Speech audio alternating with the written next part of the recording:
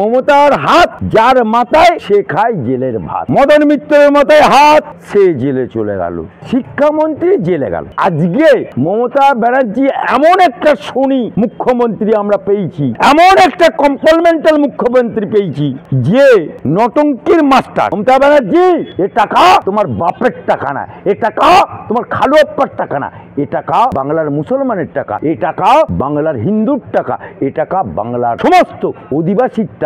তাই টাকা নিয়ে তুমি মৎসব করছো। ऐसा दिन ज्यादा दिन नहीं चलेगा। দেখুন মমতা ব্যানার্জি এই নটঙ্কি দেখতে দেখতে মানুষের চোখে নেবা হয়ে গেছে। এই মমতা ব্যানার্জিকে স্মরণ করে দিতে চাই। মমতা খালা, মমতা বুবু, তুমি যখন যুব কংগ্রেসের নেত্রী ছিলে তখন বলেছিলে যে অধীর রঞ্জন চৌধুরী ওকে যদি বহরমপুরে প্রার্থী করা হয় কংগ্রেসের, আর শঙ্কর ঘোষকে যদি নদিয়ার প্রার্থী হয়, তাহলে আমি গলায় দড়ি দিয়ে ঝুলবো। একটা কালো শাল নিয়ে এলো, দিয়ে বলো আমি গলায় দেবো যদি ওদেরকে প্রার্থী করা হয়। তো উনি তো গলায় দিলেন না, ওরা প্রার্থী হয়ে বেরিয়ে গেল। অধীর চৌধুরীও প্রার্থী হলো আর শঙ্কর ঘোষও প্রার্থী হলো। ও তো গলায় ঝুললো না, অর্থাৎ নটঙ্কি হলো। আজকে এক পো দুধে সাত পো পানি, তবু মমতা বুবুর দুধের টানাটানি। আজকে এই মমতা খালার আমলে শিক্ষামন্ত্রী জেলে গেল, আবার খাদ্যমন্ত্রী বালু জেলে গেল। অর্থাৎ মমতা ব্যানার্জির হাত যার মাথায় সে খায় জেলের ভাত। দেখুন পার্থর মাথায় হাত, পার্থ জেলে গেল। বালুর মাথায় হাত, বালু জেলে গেল। চলাম গুড় বাতাসা বলে, মেটো ভাষা বলে, অক্সিজেন কম যায়। অনুব্রত মণ্ডল, তার মাথায় হাত, জেলে গেল। আপনি দেখুন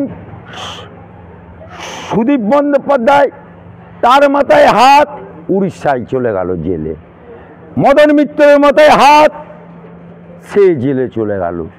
শাহজাহানের মাথায় হাত, জেলে চলে গেল। তাই মমতার হাত যার মাথায় সে খায় জেলের ভাত।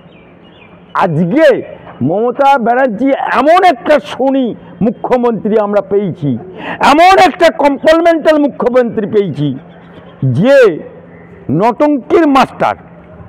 এই কদিন আগে বললো আমাকে আঘাত করলে আমি ভারত হিলিয়ে দেবো। আমি মমতা ব্যানার্জিকে শুধু একটা প্রশ্ন করতে চাই, মমতা বাবু, নন্দীগ্রামে তোমাকে কে কেলিয়েছিল আমার জানি না, কিন্তু তুমি পায়ে ব্যান্ডেজ বেঁধে খুঁড়িয়ে হুইল চেয়ারে ঘুরছিলে, তা তোমাকে কেউ হিলিয়েছিল? কিন্তু সেই হেলাতে তুমি শুভেন্দুর কাছে হেরে গেলে। তুমি আবার ব্যান্ডেজ খুলে এখানে ভবানীপুরে দাঁড়ালে, দিয়ে জিতে করলে। এটা আমার বাংলার ইতিহাসে কোনোদিন হয়নি। আজকে আমরা সেই শনি কম্পার্টমেন্টাল মুখ্যমন্ত্রী দেখতে পাচ্ছি। আজকে মমতার আমলে উনি বলে আমি সাত্ত্বিক ব্রাহ্মণের মেয়ে। আবার উনি রেড রোডে যখন নামাজ হয়, যে নামাজে নারীদের প্রবেশ নিষেধ, সেখানে এরকম ওড়না চড়িয়ে আল্লাহু আমিন, আল্লাহু আকবার, লা ইলাহা ইল্লাল্লাহ মুহাম্মাদুর রাসূলুল্লাহ। আবার উনি যখন দুর্গাপূজায় ফিতে কাটে, তখন বলে আমি সাত্ত্বিক ব্রাহ্মণ। যা দেবী সর্বভূতস্যৈ নমস্তস্যৈ নমস্তে, তখন উনি সাত্ত্বিক ব্রাহ্মণ হয়ে যায়। সুতরাং আজকে মমতার ব্যানার্জির ঠগবাজতে গা উজাড় হয়ে যাবে। এসএসসি পরীক্ষা, আজকে উনি আবার বলছে আমি চুপি MA করেছি, চুপি LLB করেছি, চুপি মনার মা হয়েছে, এটা বললো না, এটা রেখে দিল। আজকে সেই মমতা ব্যানার্জি আমলে শিক্ষা এসএসসি 26,000 ছেলের চাকরি চলে গেল। এখনো পরীক্ষা দুবারা হলো, তাতেও যে 70 পেয়েছে সে চাকরি পেল না, যে 80 পেয়েছে সে চাকরি পেল না, যে 90 পেয়েছে সেই চাকরি পেল না। শিক্ষামন্ত্রী কে এখন? বাত্য বোস। সে তো আবার এরকম গালে পালিশ, ঠোঁটে পালিশ, মাথায় পালিশ করে থিয়েটার করতো, রোজ। সে আবার হঠাৎ করে নকশাল করতো, সে আবার বলে মন্ত্রী হয়ে গেল। আরে ভাই, কদিন আগে থিয়েটার করছিলি, নকশাল করছিলি, খেক শিয়ালের দল করছিলি, তুই কবে থেকে তৃণমূল হয়ে গেলি, সে আবার মন্ত্রী। এই সমস্ত বাত্যবোস ফাত্যবোস, এরা না শিক্ষার জগতের লোক, না প্রফেসর লোক, না কোনো আইনের লোক। সুতরাং এরা যদি শিক্ষামন্ত্রী হয়, সেই শিক্ষায় দুর্নীতি। এ আবার বলে যারা মমতা ব্যানার্জি জিন্দাবাদ বলবে, যারা তৃণমূলের মিছিলে হাঁটবে, যারা তৃণমূল জিন্দাবাদ বলবে, তাদেরকে চাকরি দেবো না। কাদের হয়? এটা হয়, এটা হয়। এই কারণেই এক পো দুধে সাত পো পানি, তবু দুধে মমতার টানাটানি। এটা তো ট্রেলার হলো, পিকচার আবি বাকি হয়। এরপরে প্রাইমারি যাবে, তারপরে বন দপ্তর যাবে, তারপরে সব সিরিয়ালে আছে আমাদের কাছে, তারপরে তোমার কর্পোরেশন যাবে, তারপরে পৌরসভা যাবে, তারপরে এই ডানকুনিতে এসএসসি এই যে তোমার এসআর হচ্ছে, কি অবস্থায় দেখুন। একজন মরে গেছে 8 বছর আগে, তৃণমূলের একজন হারামজাদা। সে মরা লোককে সেখানে বাংলাদেশি তার ছবি দিয়েছে, দিয়ে ডানকুনির 20 নম্বর ওয়ার্ডের কথা বলছি, তার ছবি দিয়ে তার ভোটার আই কার্ড, তার এসআইয়ের নাম তুলে দিয়েছে। তাহলে ভাবা যায়, পরের বাপকেও বাপ বলতে হচ্ছে।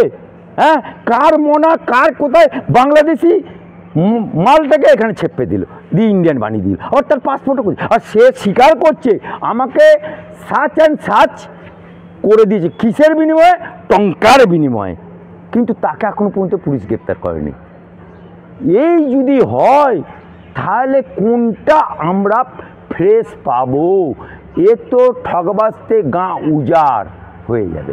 দাদা বলছেন যে রাজ্য পুলিশও রাজ্য সরকারের ইশারায় আছে। আরে রাজ্য সরকার বলো, এই পুলিশগুলো এই আমাদের এই সব বসে আছে, এরা দিয়ে পায় না, এরা দিয়ে পাচ্ছে না।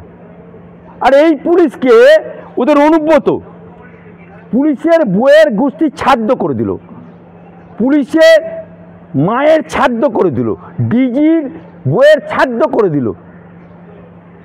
আবার এই পুলিশ যখন অভয়াকাণ্ডে হুলিগান ঢুকলো, পুলিশ বাথরুমে লুকুচ্ছে।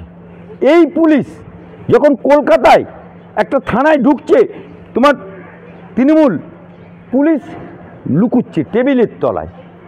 তাহলে সেই পুলিশ, যে পুলিশ আমাদের গর্ব ছিল, কলকাতা পুলিশ আমাদের গর্ব ছিল, পশ্চিমবাংলা পুলিশ আমাদের গর্ব ছিল, কিন্তু এই সরকারের আমলে এই প্রশাসনকে নপুংসকে বানিয়ে দিয়েছে, নিমুরদে বানিয়ে দিয়েছে। আজকে পুলিশ তাদেরকে দলদাসে পরিণত করে দিয়েছে। তাই আজকে যত দিন যাবে, ঠগবাজতে গা উজাড় হয়ে যাবে। চালুনি সব ছুঁচের বিচার করবে। এসএসসির এতদিন পরেও কেন অপরাধীরা শাস্তি পায়নি? দেখুন, বাংলায় মমতা বাবুর শনি মুখ্যমন্ত্রী যতদিন থাকবে, ততদিন ইনি তো মরলে টাকা রেডি করে রেখেছে। যে মরবে, মদ খেয়ে মরবে, খাসখাস 2 লাখ, অবায়া মরবে 10 লাখ, তামান্না মরবে 10 লাখ। এই কদিন আগে চোখ চলে গেল একটা মিতর, বলছে 10 লাখ, আবার একটা চাকরি। ওর যেন বাপের টাকা, ওর বাপ জমা করে রেখে গেছে কালীঘাটে, খাসখাস করে গুনে দিচ্ছে।